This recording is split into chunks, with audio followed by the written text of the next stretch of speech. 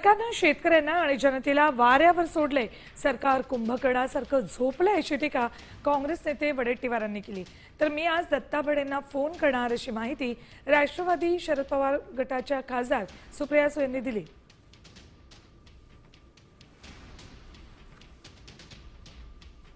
शेतकऱ्यांना सती यांच्या संवेदना शिल्लक राहिल्या आहेत, शेतकऱ्याप्रती याचं प्रेम काय राहिलं आहे, यांनी शेतकऱ्याला वाऱ्यावर सोडलं आहे। कुठे झोपले आहेत हे कुंभकर्णासारखे झोपले आहेत का?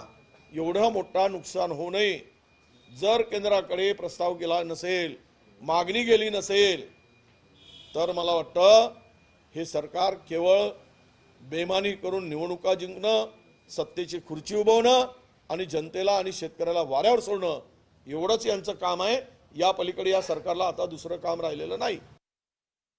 दत्ता मामांना आज फोन करणार आहे की शिवराज सिंग चव्हाण साहेबांचं स्टेटमेंट असं आलंय चाललेलं आहे, कारण का योगायोगाने दत्ता मामा भरणे हे बारामती लोकसभा मतदारसंघातलेच एक मंत्री आहेत आणि एक आमदारी आहेत। कालही आम्ही फोन करायचा प्रयत्न केला, पण काल महाराष्ट्रात जणू काय दंगल चालली होती का काय अशी जी दृश्य बघून मला तर काळजीच वाटली आणि मनात भीतीही वाटली, कारण का ती दृश्य जी तुमच्या सगळ्यांच्या चॅनल्सवर होती ही धक्कादायक होती आणि महाराष्ट्राला न शोभणारी।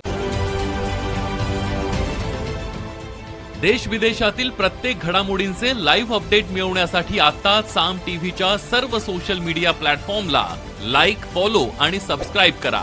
तसंच सर्व नोटिफिकेशनसाठी बेल आयकॉन प्रेस करायला विसरू नका।